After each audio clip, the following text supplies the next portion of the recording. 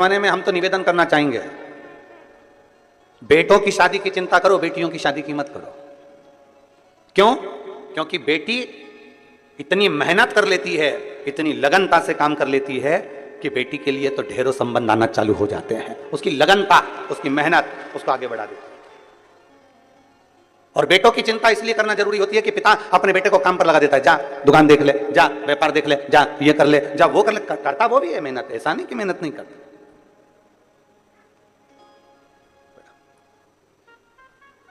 करता वो भी मेहनत है, बिठाओ भाई। ऐसा नहीं कि वो मेहनत नहीं करता है, उसके पास में मेहनत करने का कुछ क्रम नहीं होता, वो मेहनत करता है, करता है। पर चिंता हमें बेटी की नहीं, चिंता हमें बेटे की रहे।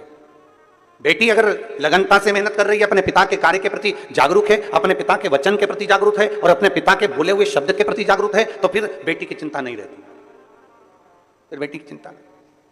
शिव पुराण कह रही है, भगवान शंकर का संवाद कर रहा है, भगवान उग्रदानी का संवाद कर रहा है, भगवान शंकर की पावन कथा कर रही है। राजकन्या इतनी सुंदर थी, इतनी सुंदर राजकन्या कि उसको देखकर देवता भी आकर्षित हो जाए, इतनी सुंदर था उस राजकन्या में, इतनी सुंदर। और फिर निवेदन आप सबसे, क्रीम की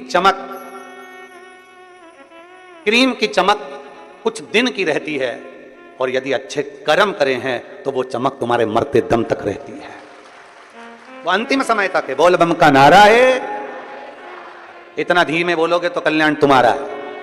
बोल बम का नारा है, सारी समस्या का हल। क्रीम की चमक थोड़े दिन की है, पर अच्छे कर्म की चमक तुम्हारी जिंदगी भर की है, जीवन भर की।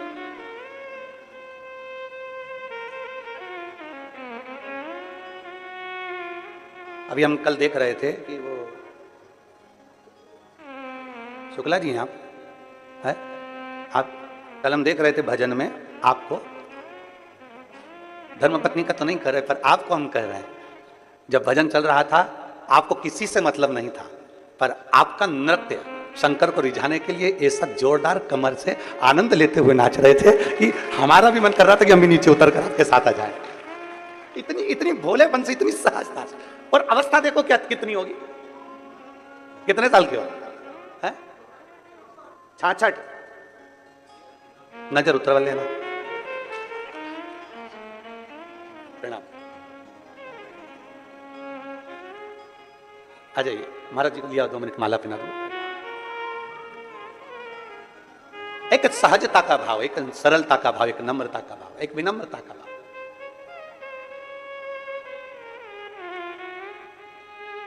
और जब अपने भीतर की सरलता होती है ना, अपने भीतर का जब भोलापन होता है, अपने भीतर की जब सहजता होती है ना, तो शिव पुराण कहती है शंकर भगवान को जितना जल प्रिय नहीं, जितना दूध प्रिय नहीं, जितना पंचामृत प्रिय नहीं, जितना सामग्री बेलपत्र प्रिय नहीं, जितनी कोई वस्तु प्रिय नहीं, शिव जी कहते हैं मुझे सबसे ज्यादा व्यक्ति का भोलापन प्रिय है। शंकर को सहजता प्रिय।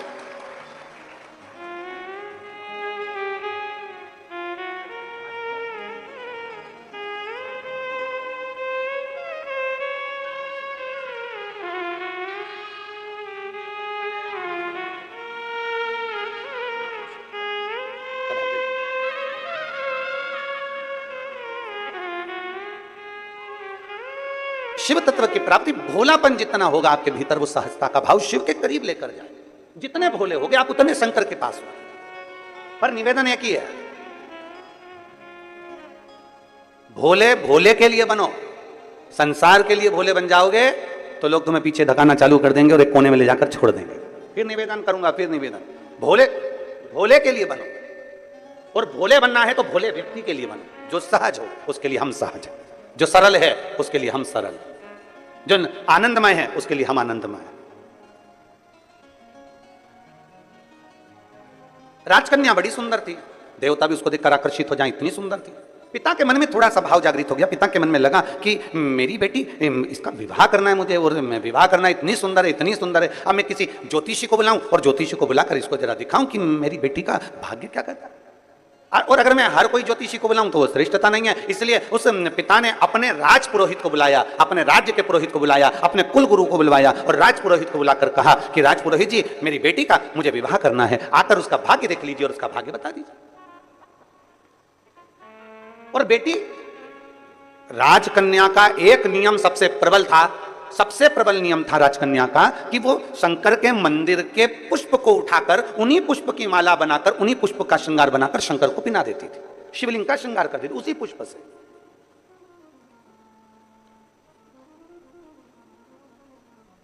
जैसे आजकल तो खैर मंदिर में बेलपत्र मिलना बड़ा कठिन हो गया। आपके राजनांदगांव के मंदिर में मिलता है क्या बेलपत्र? मंदिर में चढ़ा हुआ मिल जाता है क्या? आजकल तो बड़ा कठिन हो गया, लोग चढ़ाते हैं और उठा के ले जाते हैं, बहुत मुश्किल हो गया। यदि भूलवश भी अगर कोई व्यक्ति मंदिर में बेलपत्र चढ़ा हुआ है और बेलपत्र उसने एकत्रित कर लिया मंदिर के अंदर ही, और मंदिर में बेलपत्र एकत्रित कर कर धागा लिया और उस कच्चे धागे में, उस कच्चे धागे के अंदर अगर उस बेलपत्र की डंडी को पीछे से उसने एक एक साधारण सी गांठ लगाकर उस बेलपत्र की माला को सिद्ध कर लिया, हल्की सी कच्चे सूत की गांठ लगाते लगाते मंदिर की चढ़ी हुई बेलपत्र को, शंकर पर चढ़ी हुई बेलपत्र को, शंकर की चढ़ी हुई बेलपत्र को ही उसने गांठ लगाकर जब माला सिद्ध कर ली और सिद्ध कर कर अगर वही माला भगवान शंकर को अर्पित कर देती है तो कहते हैं कि हमारा फिर पुनर्जन्म होता ही नहीं है, इस संसार सागर से हमारी मुक्ति हो ही जाती है, पुनर्जन्म से हम छूट जाते हैं। जैसे जगत गुरु शंकराचार्य जी कहते हैं पुनरपि जननम पुनरपि मरणम, उस प्रपंच से छुटकारा।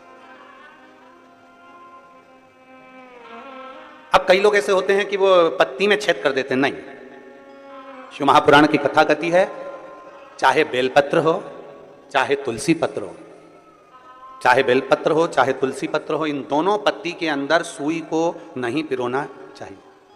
बेलपत्र के अंदर भी सुई को नहीं डाला जाता और तुलसी पत्र के अंदर भी सुई को नहीं डाला जाता, दोनों पत्र में। हाँ, कच्चे धागे से आप उसमें डंडी में गांठ लगाकर भगवान शंकर को माला धारण कर सकते हो, पर कौन सी बेलपत्र?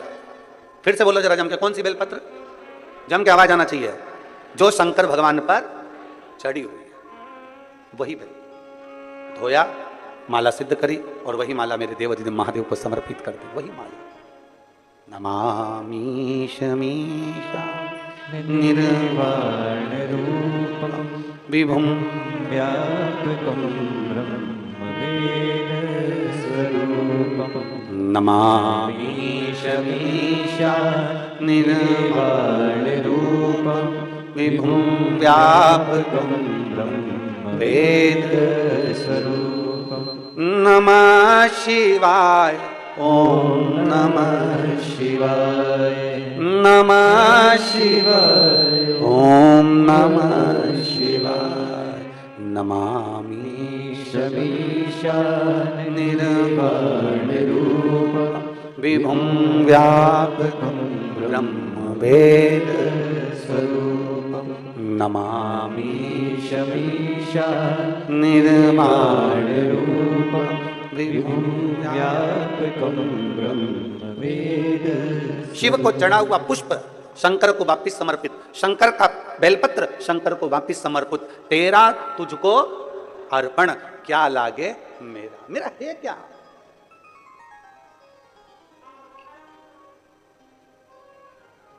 अब एक व्यक्ति पत्र लिखा भिलाई में, उसने एक पत्र में बात लिखी कि गुरुजी आप कहते हो शंकर का चढ़ा फूल चढ़ा दो शंकर जी को, शंकर की चढ़ी बेलपत्र चढ़ा दो शंकर जी को, तो ये तो झूठा हो जाता है, ये तो बेकार हो जाता है। हम उस बच्चे से कहना चाहते हैं, अगर वो कथा सुन रहा होगा ऑनलाइन तो उसके चित्तवृत्ति में यह बात होगी।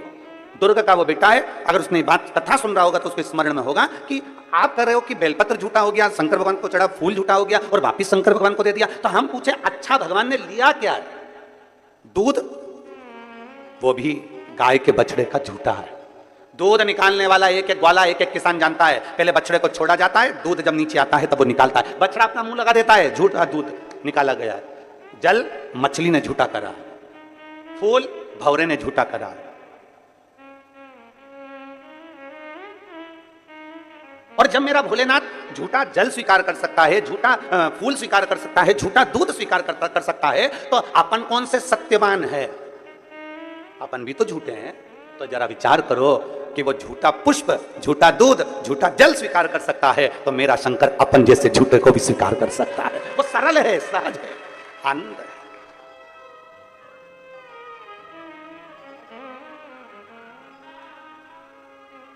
जो बहुत भगवान के सामने जब भी जाओ ना, पूरा पूरा अपना अभिमान, पूरा अहंकार, पूरी अभिमत्ता सब बाहर छोड़ दो, सब कुछ बाहर।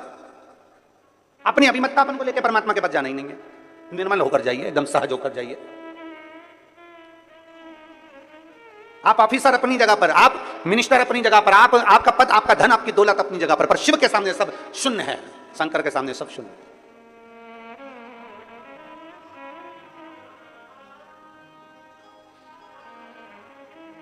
विचार करिएगा। बच्चा कहता है कि सब ये झूठा, हम कहते हैं झूठा नहीं, भगवान उसको स्वीकार करता है। एक शंकर पर चढ़ी हुई बेलपत्र 5, 7, 8, 15, 20 मिल भी गई और उसकी अपने माला तैयार करके शिव को समर्पित भी कर दी, तो ये श्रेष्ठता है उसमें। राजकन्या इतनी सुंदर थी, उसका एक काम था, बाल्य अवस्था से 4 वर्ष की जब राजकन्या थी तब उसने अपने कहीं सखी के, कहीं सहेली से सीख लिया था कि मंदिर में पुष्प पड़ा है, उससे श्रृंगार कर दिया, रंगोली बना दी, वही फूल से भगवान की जलाधारी का श्रृंगार कर दिया, वही पुष्प से शिव का श्रृंगार कर दिया। राजकन्या धीरे धीरे धीरे धीरे बड़ी होती चली गई, कन्या बड़ी हो गई, कन्या बड़ी हो गई, मंदिर में जाती, श्रृंगार करती, भगवान का सेवा करती। पिता को चिंता लग गई कि मैं अपनी कन्या का विवाह किससे करूं, इसको किसको समर्पित करा जाए, किसको दिया जाए। और फिर निवेदन है, राजा जनक जैसी चतुरता लाकर रखना अपनी बुद्धि में। बेटी का विवाह करने से पहले राजा जनक जैसी विद्वत्ता लेकर आओ। राजा जनक ने एक संकल्प किया था, मेरी बेटी का विवाह मैं उसी के साथ करूंगा जो धनुष को उठाएगा, चढ़ाएगा, मैं बेटी उसको ब्याह दूंगा। राजा जनक जी ने ऐसा विचार क्यों किया? क्योंकि राजा जनक की बेटी माता जानकी जी जब 4 वर्ष की थी तब राजा जनक जी ने अपने सेवकों से कहा था, धनुष के नीचे का भाग लीप कराओ, पोंछ कराओ, आज मुझे पूजन करने आना है। सेवक गए, धनुष को 10-10 हजार सेवकों ने उठाया पर धनुष उठा नहीं। सेवक वापिस आ गए, सीता जी खेल रही थी। 4 वर्ष की सीता जी को देखकर कहा, सेवकों ने तुरंत कहा, जानकी जी पिताजी आए तो कह देना हमने धनुष के आसपास का लीप दिया पर धनुष हमसे नहीं उठा, इसलिए उसके नीचे हम गोबर से नहीं लीप पाए। आप कह दोगी ना? सीता जी ने कहा, क्या काका तुमसे धनुष नहीं उठा? चलो मैं उठाती हूं, तुम लीप देना। सीता जी गई, 4 वर्ष की माता जानकी जी ने अपने उल्टे हाथ से धनुष को उठा लिया, सीधे हाथ में गोबर लेकर लीप दिया और धनुष को रख दिया।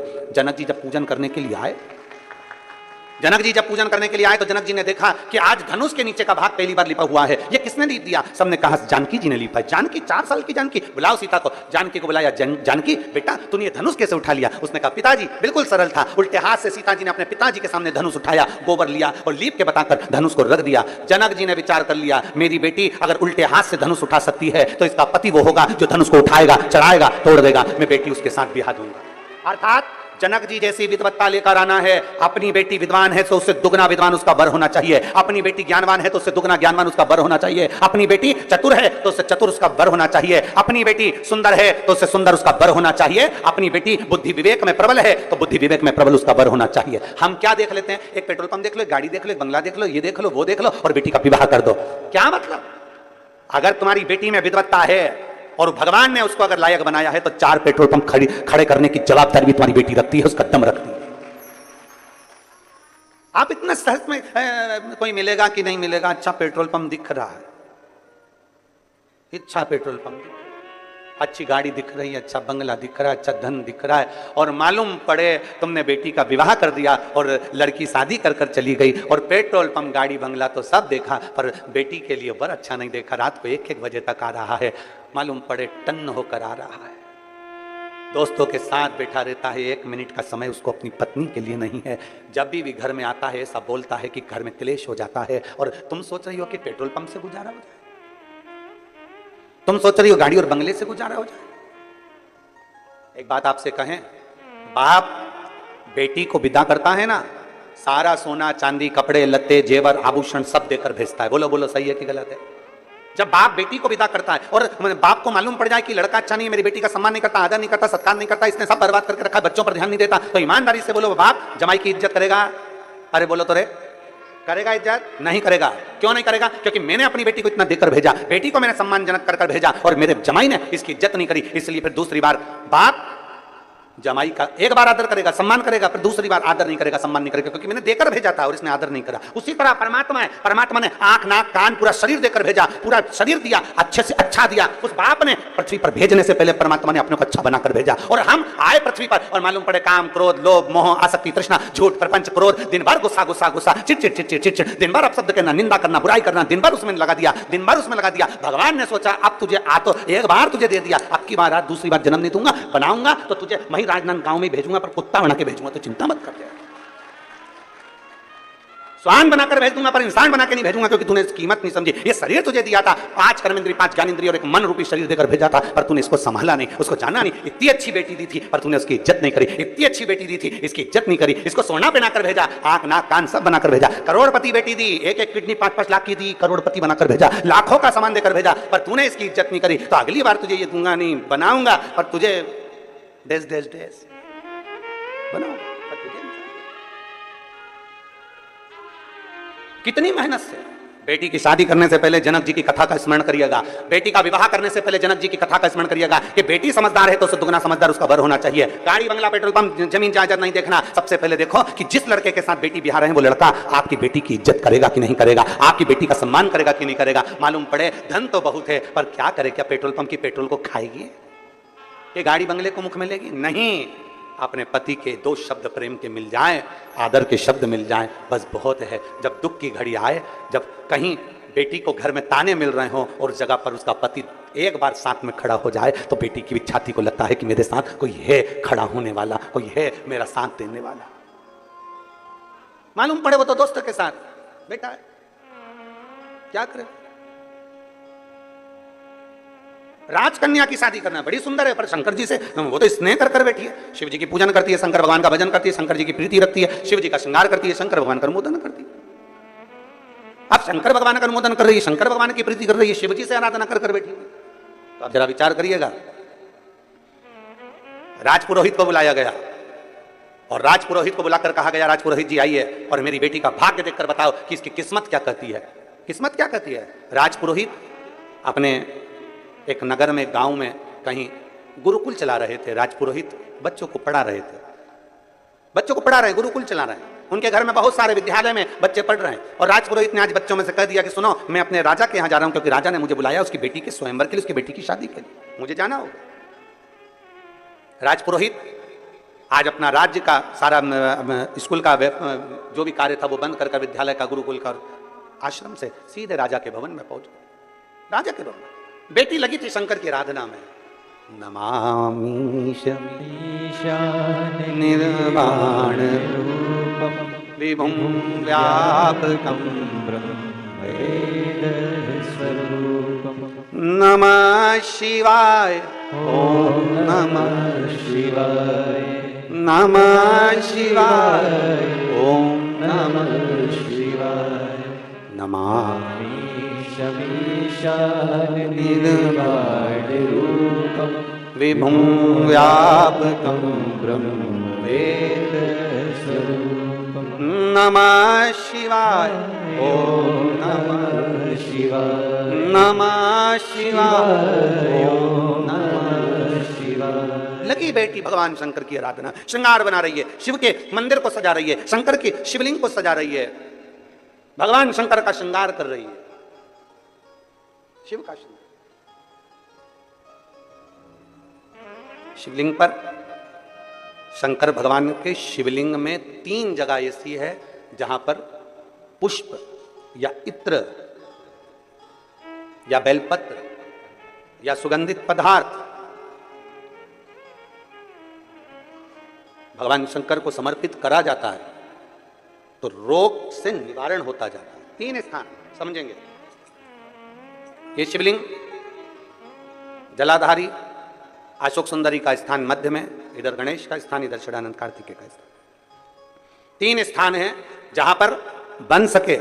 अगर आपको लगता है कि मैं जांच कराने के लिए डॉक्टर के पास जा रही हूं और डॉक्टर ने बोला है कि कोई बड़ी बीमारी तुमको लगती है तो जांच कराने जाओ, डॉक्टर बोले जांच कराओ, जितनी रिपोर्ट होना चाहती आए, पर उससे पहले अगर 3 जगह पर इत्र समर्पित कर दिया जाए, इत्र हो या सुगंधित कोई पुष्प हो, इत्र या सुगंधित पुष्प, 3 स्थान पर अगर इत्र समर्पित किया जाए तो वो स्थान, और इत्र समर्पित कर आप जाओ फिर जांच कराओ, मना नहीं, पर वो 3 स्थान बताएगा। पहला स्थान अशोक सुंदरी और भगवान शंकर का जो शिवलिंग रखा है उसके बीच में जो अशोक सुंदरी और शंकर भगवान के शिवलिंग के बीच में एक जगह खाली पड़ी रहती है। अशोक सुंदरी का स्थान पूर्ण होगा, शिवलिंग होगा, उसके बीच में एक स्थान खाली होता है। उस स्थान पर अगर जिस समय पर भगवान शंकर के जिस अशोक सुंदरी और शिवलिंग के बीच में जो स्थान है वहां पर अगर इत्र लगाया जाए, दूसरे नंबर पर शिवलिंग के ऊपर से लेकर नीचे के मध्य भाग में, जहां मध्य भाग है ये शिवलिंग, ये नीचे का भाग, और मध्य भाग में अगर इत्र लगाया जाए, और तीसरा भगवान शंकर का जो जल नीचे की ओर गिरता है, जहां जो पट्टी रहती है पानी नीचे आने की, उस पट्टी पर अगर इत्र लगाया जाए, ये 3 स्थान इत्र लगाने के होते हैं, अगर वहां लगाया जाए तो कैसा भी रोग हो आपकी जांच अच्छी ही आएगी, बेकार नहीं आ सकती। आप कितने ही करा लें उसको। एक शंकर भगवान के शिवलिंग का 3 जगह पर इत्र या 3 जगह पर सुगंधित पुष्प लगाया जाए। अब जब आप लोग अभिषेक करने बैठते हैं या पूजन करने बैठते हैं या शंकर जी के मंदिर जाते होंगे, कौन कौन जाता है शिवालय? सभी लोग जाते हो? बोलो हर हर महादेव। शिवालय जाते हो तो शिवालय में जाकर जब आप इत्र चढ़ाते हो भगवान पर, यहाँ इत्र लगाया आपने, फिर यहाँ पर भी लगा देते हो, यहाँ पर भी लगा देते हो, यहाँ पर भी लगा देते हो, सब दूर इत्र लगा देते हो। जो समझदार होता है ना वो सभी दूर इत्र लगा देता है। कई कई ऐसे रहते हैं जरा सा इत्र लिया और रुई में लेके एक जगह पर रख दिया, फूल में लेके एक जगह पर रख दिया, और पूर्ण जगह पर इत्र लगा दो, बाबा के पूर्ण स्वरूप पर इत्र लगा दो। आपको नहीं मालूम अनायास, आपको नहीं मालूम कि 3 जगह कौन सी है, तो आप पूर्ण स्वरूप पर इत्र लगा दीजिए, पूर्ण स्वरूप पर। वेद मंत्र में त्र्यंबकेश्वर का बाबा का मंत्र,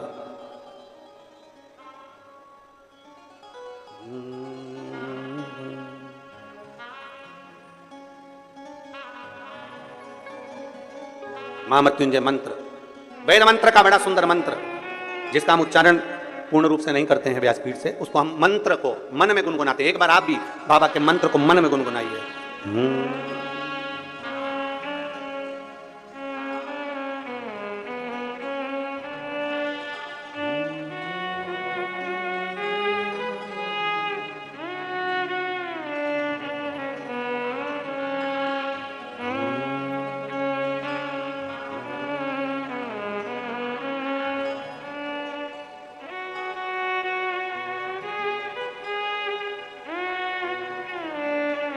भगवान शिव का त्र्यंबक मंत्र का स्मरण करें, और नहीं कर सकते तो पंचाक्षर करें नमः शिवाय, नहीं कर सकते षडाक्षर करें ओम नमः शिवाय, नहीं कर सकते तो श्री शिवाय नमस्तुभ्यम का स्मरण करें। आपको नहीं ज्ञात 3 जगह का वर्णन, यहां तक शिव कथा कहती है। ये जो कई लोग कहते हैं हमारे कोई बच्चा जन्म से जो होता है ना, वो कई बच्चे से जन्म से होते हैं जिनकी बुद्धि विकास नहीं कर पाती है। डॉक्टर कहते हैं ये बच्चा अन्य बच्चे से 2 साल 4 साल 3 साल 6 महीना पीछे चलेगा। अब माँ सोचती है मेरा बेटा 2 साल 4 साल 6 साल पीछे अन्य बच्चों से।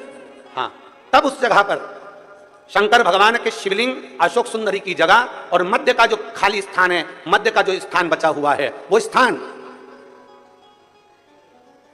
कई बार लोग कहते हैं गुरुजी ये पार्वती जी है, ये शिवलिंग है, ऊपर जो जलाधारी में से जल बह रहा है, शंकर जी की 5 लड़कियां हैं, जया विषहरा शामली बारी दौतली देव, ये अशोक सुंदरी, ये गणेश कार्तिकेय का स्थान, जो बीच में अशोक सुंदरी और शिवलिंग के बीच में जगह है, वो स्थान किसका है? शिव पुराण में इसका लिंग पुराण के अंतर वर्णन आता है कि वो स्थान भगवान शंकर की जो जितनी सती, उमा, कात्यायनी, कुष्मांडा, स्कंदा, जितनी महागौरी, जितनी माताएं पूर्व में रही हैं, इन माताओं का स्थान शंकर ने यहाँ रखा है। और वो स्थान ऐसी जगह है, अगर कोई बच्चा कितना भी पीछे है, डॉक्टर कह दिया इसको कि ये अन्य बच्चों से 2 साल पीछे, अन्य बच्चों से 4 साल, इसका विवेक काम नहीं कर रहा।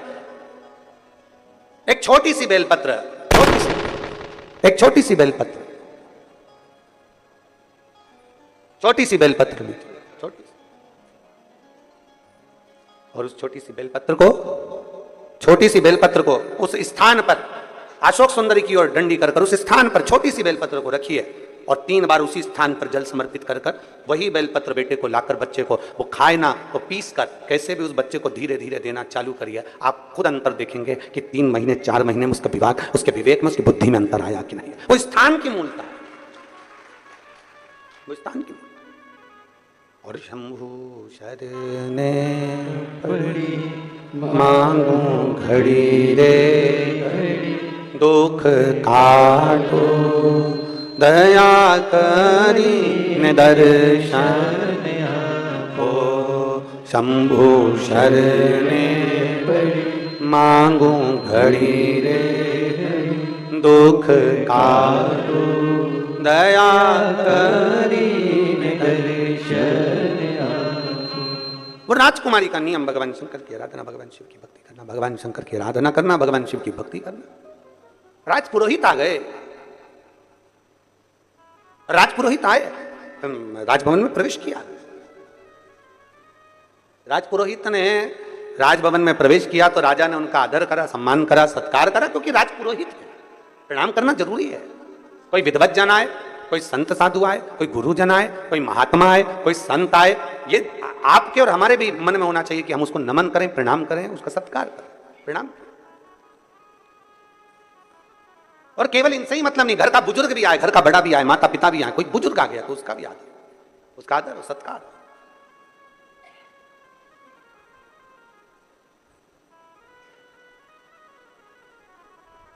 महाराज देखा, राजपुरोहित आए, कहा महाराज जी बेटी का भाग्य देखना है। बेटी का भाग्य? हाँ, ये बेटी का भाग्य देखकर बताओ, ये उसकी जन्म लग्न है, ये उसकी पात्रिका है, और आप उसका भाग्य देखिए, उसका भाग्य देखिए कैसा है।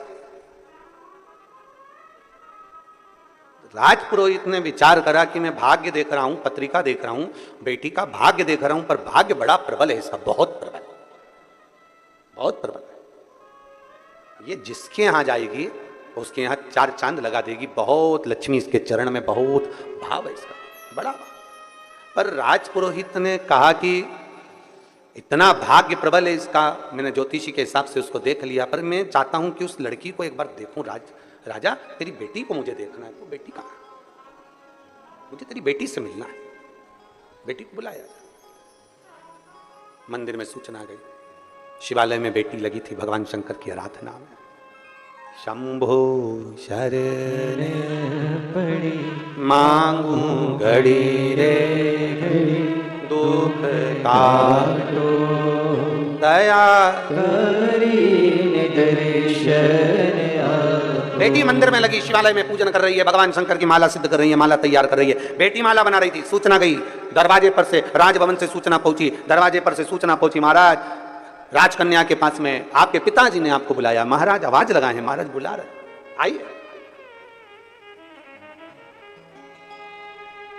बेटी ने आवाज लगाकर कहा, पिताजी से कह दो जब तक माला सिद्ध नहीं हो जाती तब तक मैं नहीं आती, जब तक माला सिद्ध नहीं होती तब तक मैं नहीं आती, माला सिद्ध हो तो फिर मैं आऊंगी।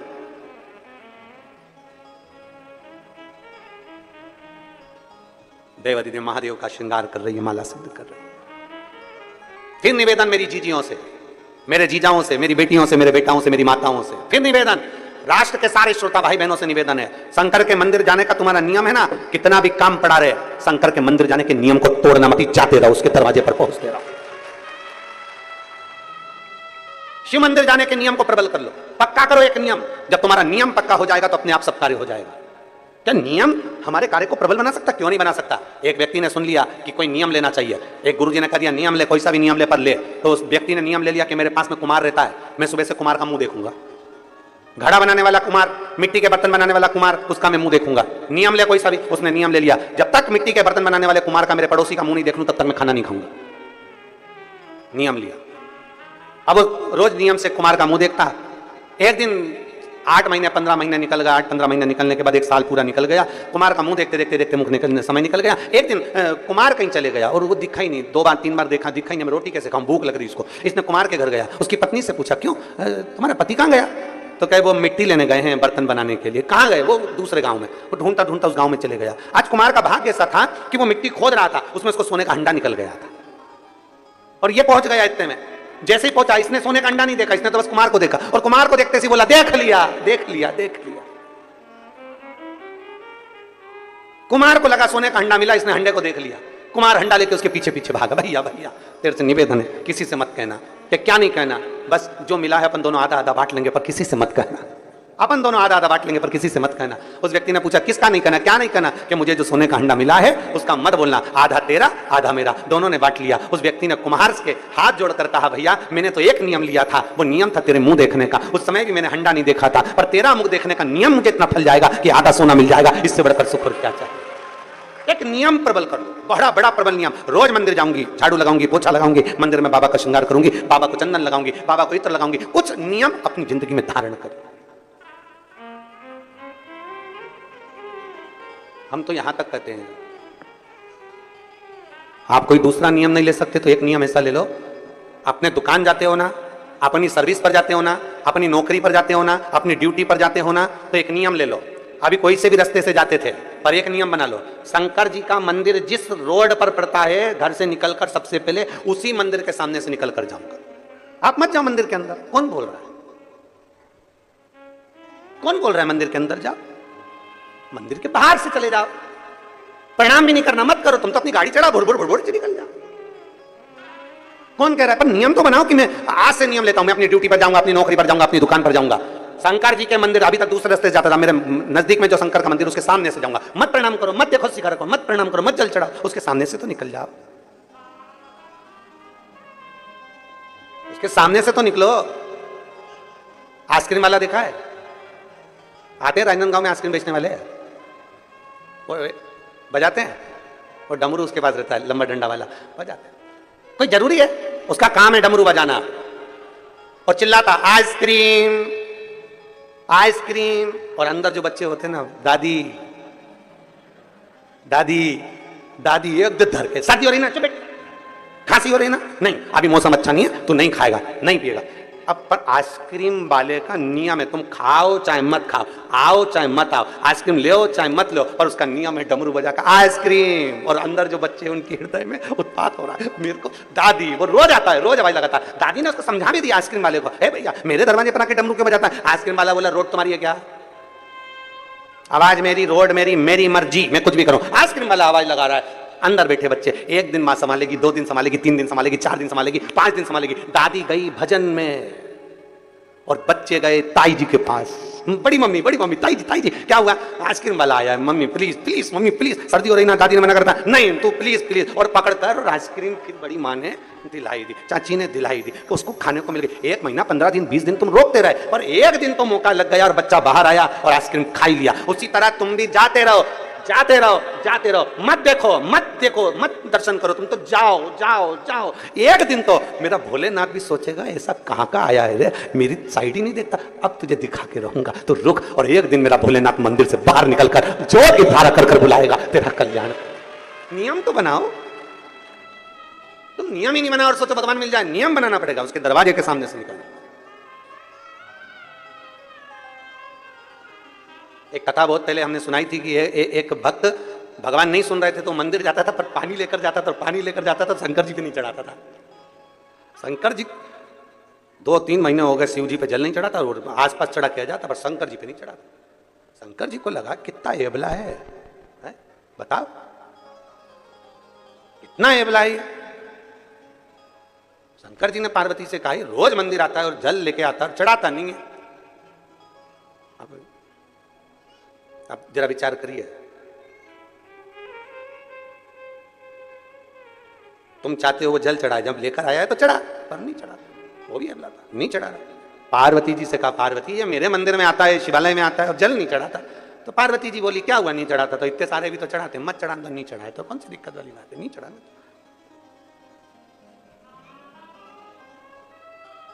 2-3 महीने निकले, अब शंकर जी से दिया नहीं गया।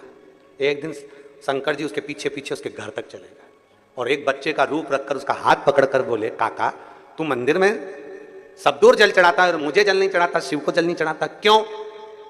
काका ने कहा शंकर हमारी नहीं सुनता इसलिए नहीं चढ़ाते। उसी समय शिव जी प्रकट होकर बोले कल से सुनूंगा, पर तू अभी चल के जल चढ़ा, अभी तक जल चढ़ा। बोला है मेरा शिव, अड़भंगा है मेरा शिव।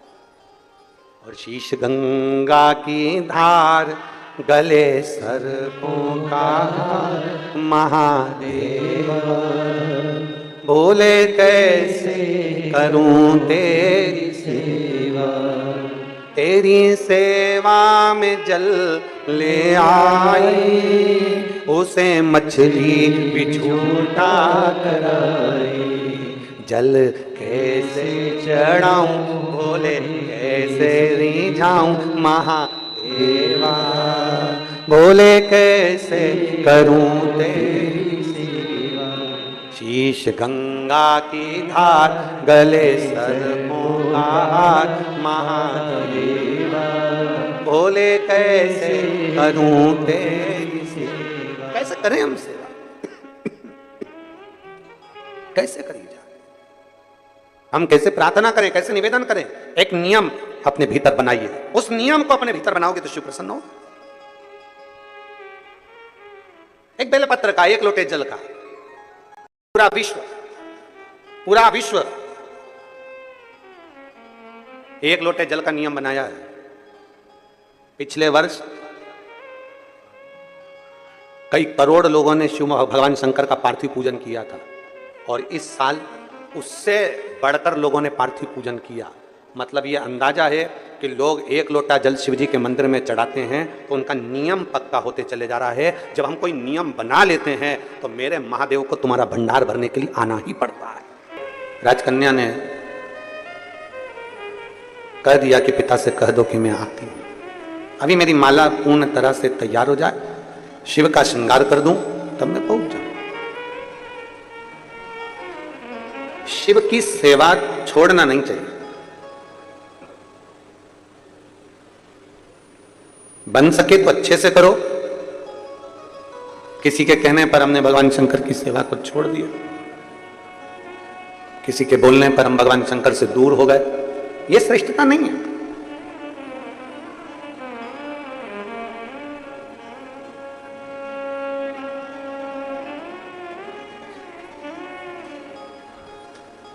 साड़ी खरीदने के लिए दुकान पर जाते हो आप लोग? बोलो तो जम के। एक साड़ी देखकर ही ले आते हो क्या? कितनी साड़ियां देखते हो? कम से कम 5, 7, 10 साड़ी तो देखते हो। और मेरे जीजा उन भी कपड़े खरीदने जाते हैं तो 10 तरह का जीन्स देखते हैं, टी शर्ट देखते हैं, कपड़ा देखते हैं कि भाई ये जो अच्छा लगेगा वही तो लेंगे। बच्चों के लिए कपड़े खरीदने जाते हैं तो 10 तरह का कपड़ा देखते हैं, जो अच्छा लगता है वही तो लेते हैं। अब जरा विचार करिएगा, 10 तरह की साड़ी देखी तब एक साड़ी पसंद आई। बोलो बोलो जम के बोलो जरा, ठीक है। 10 सेल्फी ली, उस सेल्फी में से कोई एक सेल्फी अच्छी आई तो फेसबुक पे डाली। अरे बोलो तो जम के। अपन वो कपड़े वाली बात को छोड़, अपन तो सेल्फी पे आ जाओ। जो आज के दौर में चल रहा है वो अपन उस भाषा से उसको समझे। 10 फोटो खींचे, उसमें से कोई एक फोटो अच्छा आया तो अपन ने उसको फेसबुक पे डाला, और अच्छा फोटो आया तो अपन ने उसको फ्रेम में, अरे बोलो जम के, लगवाया, फ्रेम में जड़वाया। कितना जोरदार है, यहाँ लगा। 10 फोटो खींचे तो उसमें से एक फोटो हम फेसबुक पर डालते हैं, इंस्टाग्राम पर डालते हैं, एक फोटो हम फ्रेम में जड़ लेते हैं। अगर अच्छा है तो 10 में से एक अच्छा निकला तो हमने उसको फ्रेम में जड़ा, फेसबुक पे डाला, आपको अच्छा लगा। 10 में से एक फोटो अच्छा लगा तो फ्रेम में जड़ा गया, फ्रेम में लगाया गया। उसी तरह 10 बार दिन भर में भगवान को पुकारते रहो। कोई सी पुकार अगर भोलेनाथ को अच्छी लग गई तो उसके भी दिल की फ्रेम में तुम जाकर बैठ जाओ। 10 बार पुकार, जब तुम फ्री हो जाओ, जब तुम्हारा मन लग जाए, जब तुम्हारा चित्त लग जाए, बैठ गए। श्री शिवाय नमस्तु, श्री शिवाय नमस्तु। क्यों? कई लोग प्रश्न करते हैं, गुरुजी आप कथा करते हो, कथा के बीच में श्री शिवाय नमस्तुभ्यम बुलवाते हो, ये बार बार कथा के बीच में क्यों बुलवाना? क्योंकि आप 10 बार पुकारोगे, आप 25 बार पुकारोगे, आपकी पुकार में से एक पुकार मेरे शंकर को प्रिय लग जाएगी, मेरे शंकर को पसंद आ जाएगी। और कौन सी पुकार तुम्हारी भगवान शंकर को प्रिय लग जाए? आपका कौन सा फोटो अच्छा आ जाए तो आप उसे फ्रेम में जड़ लेते हो, और भगवान शंकर को कौन सी पुकार अच्छी लग जाए तो भगवान शंकर अपने दिल में जड़ लेते हैं उस फोटो, उस पुकार। आप पुकारते रहो, आप उसको बुलाते रहो, आप उससे विनती करते रहो, आप उससे निवेदन करते रहो, आप उससे कहते रहो, वो आता है। जब फ्री मिल जाओ, जब समय मिल जाए तब उसे पुकारो। कोई सी पुकार तो सुनेगा, कोई पुकार तो उसको स्वीकार करना पड़ेगी। आप बार बार बुलाएंगे, बार बार बुलाएंगे तो कोई तो स्वीकार करेगा। आप उसको पुकारते रहो, वो आएगा। तेरे मंदिर में आना मेरा काम है और मेरी बिगड़ी बनाना तेरा काम। तेरी चौखट पर मैं आ ही गया, मुझे दर्शन दिखाना तेरा काम। आप पुकारते रहो। कोई एक नियम के अनुसार हम बार बार उसको पुकारे, बार बार आएगा। श्री शिवाय नमस्तुभ्यं, श्री शिवाय नमस्तुभ्यं, श्री शिवाय नमस्तुभ्यं, श्री शिवाय नमस्तु। पुकारते रहे, राजकन्या ने कह दिया पिताजी से जाकर कह दो कि मैं अभी भगवान शंकर की विरल भक्ति में लगी हूं, मेरा श्रृंगार पूरा होगा मैं पहुंच जाऊंगा, मेरा भजन पूरा होगा मैं पहुंच जाऊंगा। आप कह दो कुछ एक पुकार मेरा शंकर स्वीकार कर लेता, पुकारोगे बार बार तो सुनेगा। क्यों? बच्चों की फीस जमा कर दी, क्यों बच्चों की फीस जमा कर दी, एक बार नहीं सुना, 2 बार नहीं सुना, 3 बार नहीं सुना, 4 बार नहीं सुना, भले बोलेगा नहीं पति, पर तुमने जैसे ही फोन लगाया क्यों बच्चों की फीस जमा कर दी, बोलेगा नहीं, तुरंत तो उसी समय पर किसी को फोन लगा देगा, स्कूल चले जाना, बच्चे की फीस जमा कर देना। खुद नहीं गया, किसी को भेज दिया और बच्चे की फीस जमा करवा दी, खुद नहीं गया। मेरा महादेव भी ऐसा ही है, जब देख लेता है कि पुकार रहे हैं तो मेरा महादेव भले ना आए पर यह पक्का है कि फीस तो जमा करवा ही देता है, भले ना आए पर वो पहुंचकर कुछ ना कुछ ऐसी कृपा कर ही देता।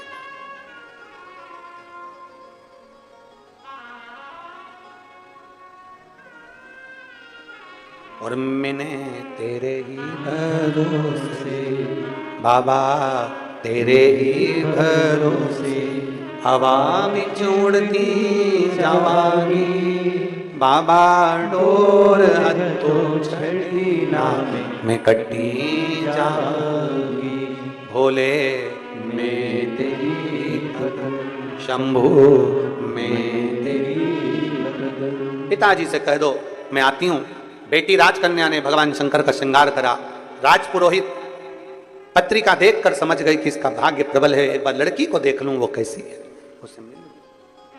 राजपुरोहित ने इंतजार किया, राजपुरोहित ने इंतजार किया। बेटी अपनी सहेली के साथ में दौड़ कर आई। श्रृंगार करने के बाद जब बेटी दौड़ कर आई अपनी सहेली के साथ में दौड़ कर आई,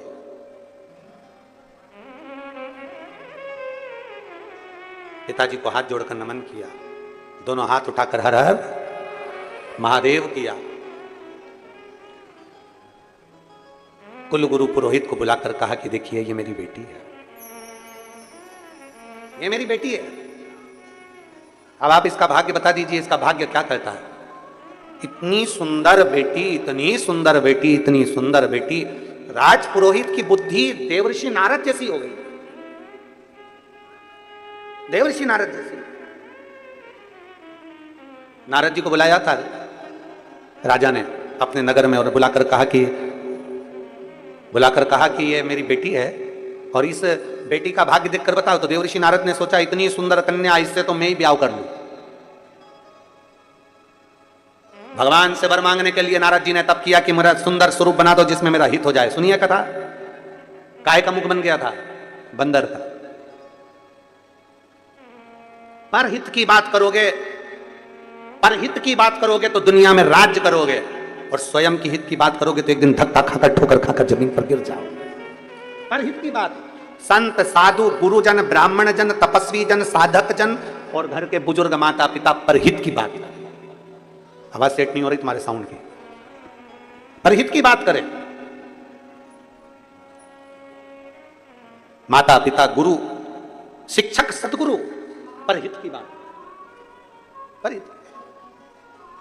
और जब परहित की बात करेंगे तो एक आनंद के साथ हम आगे बढ़ेंगे, परहित के साथ। इतना सुंदर हमारा भारत भूमि का एक स्वभाव है, कितनी सुंदर बात है। सर्वे भवन्तु, जम के बोलो जरा, जम के, सर्वे भवन्तु सुखिनः, सब सुखी रहे। धर्म की आवाज थोड़ी धीमी आ रही है, जरा जम के बोलो, धर्म की, अधर्म का, प्राणियों में विश्व का कल्याण हो। यह हमारा सनातन धर्म कहता है कि विश्व का कल्याण हो। यहां सनातन धर्मी कहते हैं कि विश्व का कल्याण हो, बाकी के लोग कह सकते हैं कि हमारा कल्याण हो, पर सनातन धर्म कहता है कि विश्व का कल्याण। यहां संपूर्ण जगत के हित की बात कही गई, संपूर्ण विश्व के कल्याण की बात कही गई।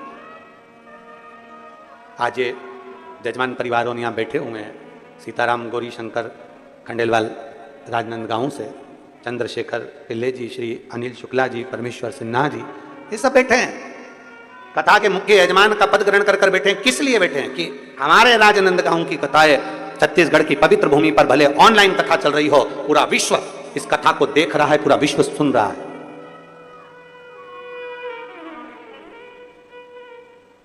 जो पंडाल में नहीं आ पाते थे वो मोबाइल पर और टीवी पर कथा सुन रहे हैं। अपने क्षेत्र की कथा, अपने छत्तीसगढ़ की कथा एक आनंद सुख के साथ लोग श्रवण करें। और श्रावण के महीने में 72 वर्ष के बाद जो सावन का महीना आया उसको अपने घर पर बैठकर अपने ऑनलाइन कथा का तत्व ग्रहण करें। संपूर्ण विश्व, संपूर्ण जगत। कई लोगों ने मैसेज भी करा सीहोर कि हम इस कथा को बैठकर नहीं सुन पा रहे हैं। तो हमारा निवेदन है सभी श्रोता भाई बहनों से, ये ऑनलाइन कथा है, इसको अपने घर पर बैठकर सुनो। और इसके बाद में जो कथा 12 तारीख से 16 तारीख तक नया रायपुर में है, उसको भले तुम पंडाल में बैठकर सुनना। ऐसा नहीं कि सावन के महीने में तुम्हें कथा नहीं मिलेगी, आप लोग फिर वहां पंडाल में बैठकर सुनो। मना नहीं। मनाया रायपुर में जो कथा है 12 से 16 तारीख तक, 16 अगस्त तक, श्रावण के महीने की आखिरी की कथा रहेगी 5 दिन की। जैसे ये 5 दिवसीय वैसे वो 5 दिवसीय कथा वो वहां रहेगी। 5 दिवसीय कथा, उसका एक आनंद, आप उस कथा को पूरे आनंद के साथ पंडाल में बैठकर 12 तारीख से 16 तारीख तक 1 बजे से 4 बजे तक, श्रावण की 72 वर्ष के बाद ऐसा सावन पड़ा है और उस सावन के महीने में 5 दिवसीय कथा मिल जाना, श्रवण कर लेना, अपने जीवन को सार्थक बनाना। दिल से सुनो उसको। नया रायपुर में बैठकर कथा का उस लाभ लीजिए, सुनो 1 से 4 बजे। शिव तत्व की प्राप्ति। और 16 तारीख तक वो कथा चलेगी। फिर 17 तारीख को सीहोर में बाबा की कावड़ रहेगी। सुबह 9 बजे मां सीवन का जल भरकर 11 किलोमीटर दूर बाबा को चढ़ाने के लिए बोल बम का नारा लगाते लगाते, शिव का स्मरण करते करते, प्रदोष के दिन बड़े आनंद के साथ, शनिवार की प्रदोष है, शनिचरी प्रदोष का भाव लेते हुए बाबा को कावड़ चढ़ेगी दिल से। शिव तत्व की प्राप्ति। कन्या आई, राजपुरोहित की बुद्धि फिर गई कन्या को देखकर। राजपुरोहित की बुद्धि फिर गई। जो कन्या को देखा तो मन में विचार करा, कन्या को देखते से विचार करा कि इतनी सुंदर कन्या, इतनी सुंदर। मन में आया कि इसका भाग्य इतना प्रबल है, इसका योग इतना प्रबल है, और अगर ये कन्या मेरे से शादी कर ले तो कितना अच्छा हो जाए। अब तू राजपुरोहित है, तू उस राज्य का गुरु है।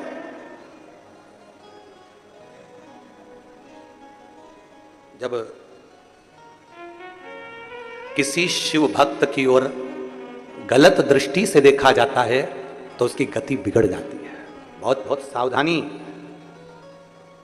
16 सोमवार अगर किसी ने व्रत किए होंगे तो उनको कथा याद होगी। किसने करें आप लोगों में से किसी ने 16 सोमवार करें?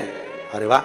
16 सोमवार की कथा आती है कि रानी ने पूजन का सामान खुद को जाना था, तो रानी पूजन का सामान किसके हाथ से भेज देती है? एक सेविका के हाथ से, एक नौकरानी के हाथ से, एक दासी के हाथ भेज देती है। एक सेविका के हाथ से, एक दासी के हाथ से जब पूजन का सामान भेजती है तब वो रानी दर दर धक्के खाती है, दर दर भटकती है। आखिरी में किसी गुरु के पास में जाती है और गुरुजी से प्रार्थना करती है, गुरुजी से निवेदन करती है, गुरुजी से कहती है कि मैं दर दर धक्के खा चुकी हूं, जिस जल को छूती हूं उसमें कीड़े पड़ जाते हैं, वृक्ष के नीचे बैठती हूं तो सूख जाता है। गलती कौन सी हो गई मेरे से?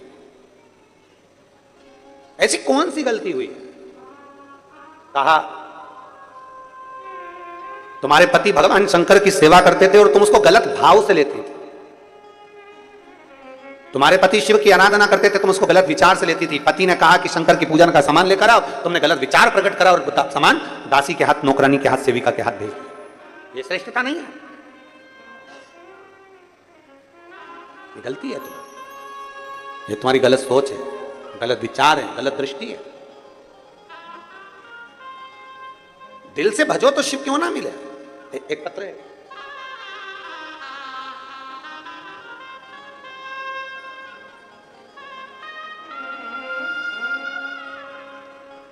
मैं दामिनी देवांगना, पति श्री दिनेश कुमार देवांगन, सिंह दई चौक मोहरा में रहती हूँ। कहीं बैठी हैं आप ही हैं? श्री शिवाय नमस्ते। आ जाओ, एक बेलपत्र लेकर चले जाए, आ जाइए।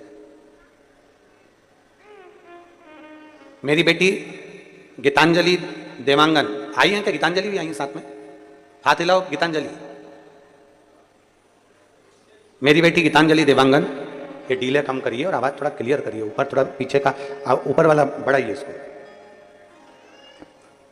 मेरी बेटी गीतांजलि देवांगन, जिसको एक चर्म का रोग हो गया था, जिसके कारणवश इसके बाल गुच्छे की गुच्छे, पूरे के पूरे बाल इसके निकलते चले गए। कभी कहीं के बाल निकल जाते, कभी कहीं के, और पूरे बाल इसके धीरे धीरे धीरे धीरे चले गए। डॉक्टरों को दिखाया, डॉक्टरों ने इलाज करा, पर उससे भी इसके बाल नहीं आए। इसके बाल 2 दिन 3 दिन निकलते और पूरे के पूरा गुच्छा की गुच्छा बाल अपने आप चले जाते, क्योंकि इसको चर्म रोग हो गया। डॉक्टर ने कहा इसका इलाज हमारे पास में नहीं। तब हमने शिव महापुराण की कथा सुनना प्रारंभ करी टीवी पर, सीहोर गए, वहां से रुद्राक्ष लेकर आए। मेरी सासू जी ने कहा कि उस रुद्राक्ष को तांबे के कलश में गलाकर उसका जल इस बच्ची को पीने को भी दो और उसी से इसका स्नान कराना प्रारंभ करा। हमने बेटी को शंकर पर चढ़ी हुई बेलपत्र देना चालू करा, बेटी को शंकर जी के मंदिर भेजना चालू करा, रुद्राक्ष का जल लाते, उस जल को पिलाते और वही जल इसके बालों में भी लगाना प्रारंभ करा। डॉक्टरों की दवाई तो हमने बंद कर दी, क्योंकि उससे आराम नहीं लग रहा था, क्योंकि उससे पूरे के पूरे बाल गुच्छे के रूप में निकल रहे थे। तब हमने बेटी को रुद्राक्ष का जल देना प्रारंभ करा। आज मैं बाबा को धन्यवाद देने के लिए आई हूं कि अब बेटी को एक भी दवाई देना नहीं पड़ती और मेरी बेटी के पूरे बाल आ गए और मेरी बेटी ठीक हो गई। मैं बाबा को धन्यवाद देने के लिए।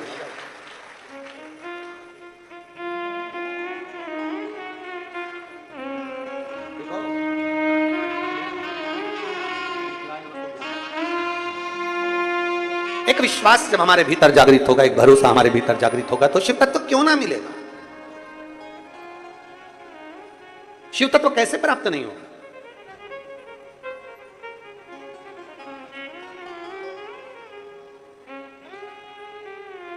बेटी को देखा, शंकर का कोई भक्त उस पर यदि गलत दृष्टि दोगे, गलत विचार करोगे, गलत सोच रखोगे, तो यह पक्का है कि भोगना तो पड़ेगा। आज नहीं तो कल भोगोगे, भोगना।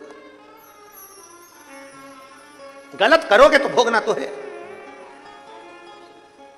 इसीलिए बार बार कहते हैं, मत बुरे कर्म कर बंदे वरना पछताएगा, भगवान की आंखों से तू बच नहीं पाएगा, तू बच नहीं पाएगा। अरे ओ अज्ञानी मत कर नादानी, तेरे कर्म का फल भी तू ही पाएगा, जैसा किया तूने तेरे आगे आएगा। मत बुरे कर्म कर बंदे वरना पछताएगा, भगवान की आंखों से तू बच नहीं पाएगा, तू बच नहीं पाएगा। एक विश्वास के साथ, दृढ़ता के साथ में शिव को पुकारो। एकत्र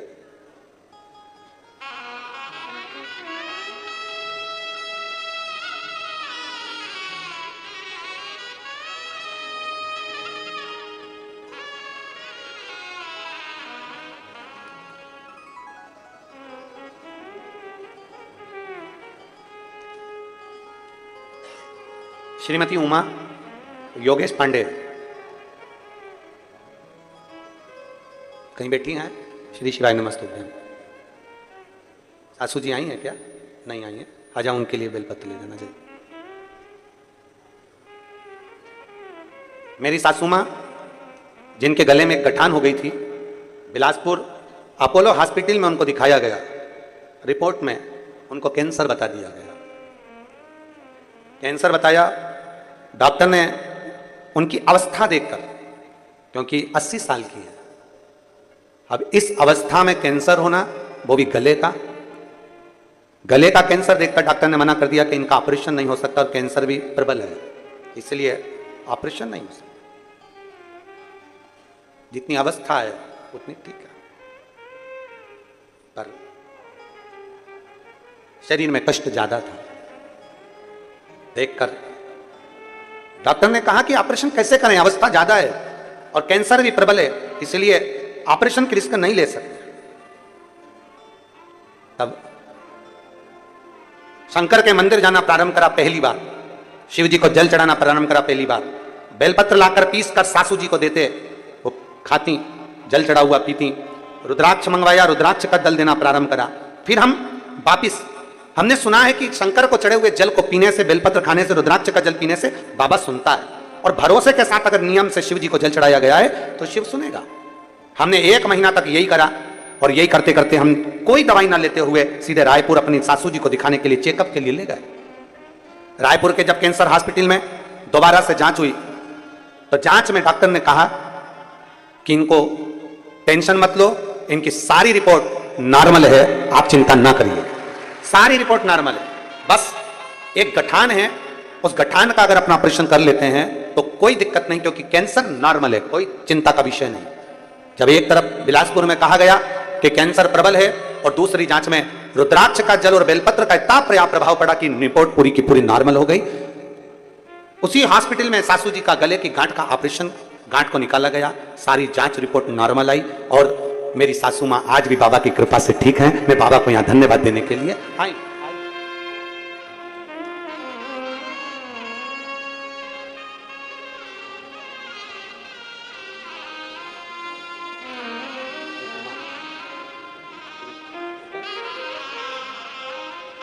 एक विश्वास के साथ, भरोसे के साथ शिव की स्तुति करी।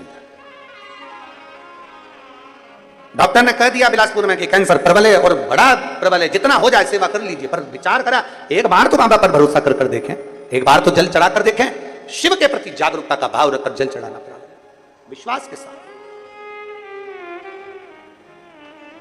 और अंत समय प्रभु आना पड़ेगा, वचन दिया तो निभाना पड़ेगा, आए ना आए प्रभु कुटुंब कबीरा, अंत समय प्रभु आना पड़ेगा, वचन दिया तो निभाना पड़ेगा, अंत समय प्रभु आना पड़ेगा, वचन दिया तो निभाना पड़ेगा। एक शिव भक्त की ओर दृष्टि करना, शंकर भगवान का भजन करने वाला, शिव को एक लोटा जल चढ़ाने वाले पर कुदृष्टि, बेकार दृष्टि डालना बर्बादी का लक्षण है, बर्बादी का लक्षण। राजकन्या को देखकर राजपुरोहित ने सोचा मेरा विवाह हो जाए, जैसे देवर्षि नारद ने विचार कर लिया था कि इस कन्या से तो मेरा विवाह हो जाए। गए भगवान से कहा मेरा जिसमें भला हो ऐसा मेरा मुख बना दो, उनको बंदर का मुख दे दिया। इसके लिए क्या करा भगवान ने? तुरंत जो इसने विचार करा तो राजा ने पूछा बताओ ना मेरी बेटी का भाग्य क्या है। बार बार राजा पूछ रहा है, इसने भाग्य पढ़ लिया था कि बड़ी सुलक्षण है, बड़ी अच्छी है, बड़ा प्रबल भाग्य। इसने अब राजा को भाग्य बताना प्रारंभ करा। तुम्हारी बेटी जिस लड़के के साथ ब्याहेगी उसका पूरा कुल डूब जाएगा, बर्बाद हो जाएगा, और जो तुम अगर बेटी का कन्यादान करोगे तो तुम्हारा भी पूरा कुल डूब जाएगा, बर्बाद हो जाएगा, पूरा कुल डूब जाएगा, बर्बाद।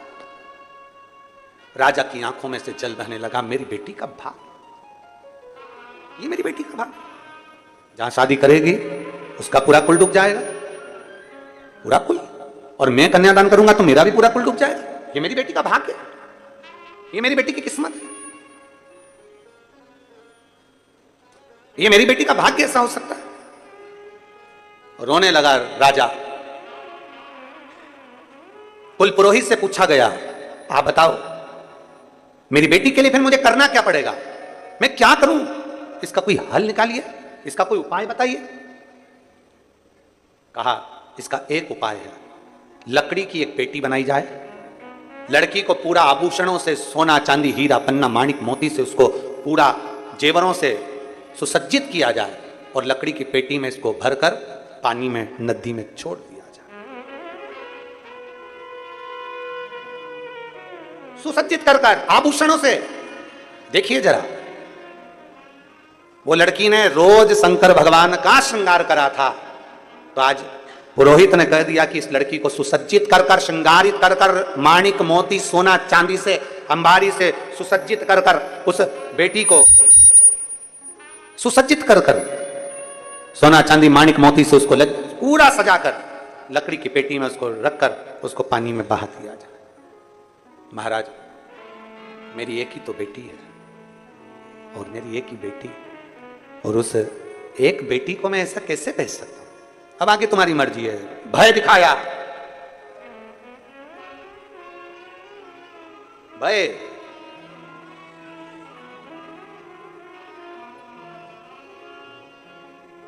बहुत भय दिखाया, बहुत भय। और फिर निवेदन है, किसी से डरो ना डरो। शिव महापुराण की कथा कहती है कि किसी से डरो ना डरो। अपने माता पिता से नहीं डरना, मत डरो। वेद पुराण शास्त्र से नहीं डरना, मत डरो। गुरु से नहीं डरना, मत डरो। संत साधु गुरुजन ब्राह्मण जन से नहीं डरना, मत डरो। किसी से मत डरो तुम तो। पर शिव पुराण कहती है अपने कर्म से जरूर डरना, क्योंकि कर्म का भोग तो अच्छे अच्छे को भोगना पड़ता है। कर्म का भोग भोगना पड़ता ही है। कर्म से जरूर डरना, अपने कर्म का भोग भोगना पड़ेगा। वो कोई दूसरा नहीं भोग सकता, स्वयं को भोगना है, स्वयं को।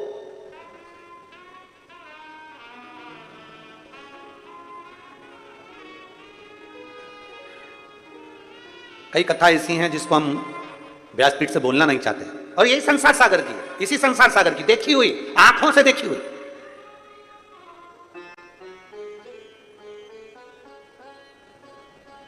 इसी संसार सागर की कथा है।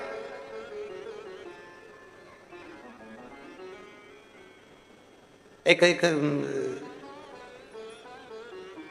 एक डॉक्टर बड़े प्रसिद्ध हैं, और उन प्रसिद्ध डॉक्टर के दरवाजे पर एक नर्स, एक बेटी एक सेवा करती है, सेवा करती। अब जितने भी मरीज आए ना तो उनको देखकर हंसती है, बहुत। और उसके रिश्तेदारों से कहती नाटक कर रही है, तो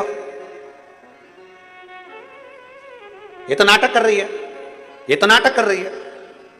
ये कथा नहीं है, ये उसी ने अपने पत्र में खुद ने लिखा, और हम स्थान का नाम नहीं बताना चाहते। और वो पत्र पढ़ा तो वो नर्स जो थी उसकी भी आंख में जल भरा हुआ था, सिस्टर की आंख में भी जल था, हंसती थी। उसने खुद लिखा कि मेरा दोष है कि मैं दूसरे को देखकर हंसती थी और कहती थी ये बहाने कर रही है, बहाने। गुरुदेव, जब मुझे स्वयं के गर्भाशय में जब गांठ हो गई, और जब गर्भाशय में गांठ हुई और एक नहीं कई गांठें हो गई, और फिर उसका जांच कराया गया, फिर उसकी रिपोर्टें आई, तो मैं खुद रोती थी। हम दुनिया पर हंसते हैं, एक उंगली हमने किसी पर उठाई है तो ये 3 उंगली एक ना एक दिन आपकी ओर जरूर जाएगी, ये निश्चित है। तैयारी कर कर रखो, किसी को अपशब्द बोलने से पहले, किसी को ताना देने से पहले, किसी को आड़ा टेढ़ा कहने से पहले, दूसरे पर उंगली उठाने से पहले अपनी तैयारी कर कर रखना कि तेरी गति क्या होने वाली, स्वयं की गति।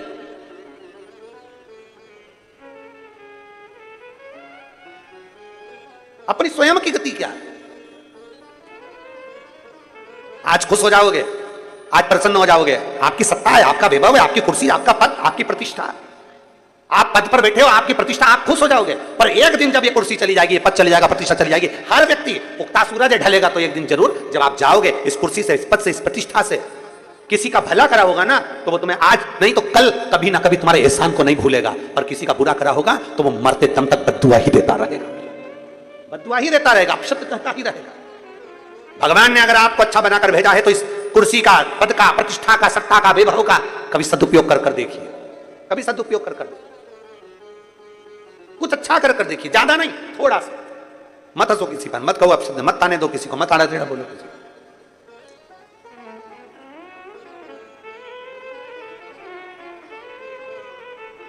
ये एक इस व्यासपीठ ने बहुत कुछ देखा है, बहुत कुछ देखा है, बहुत कुछ।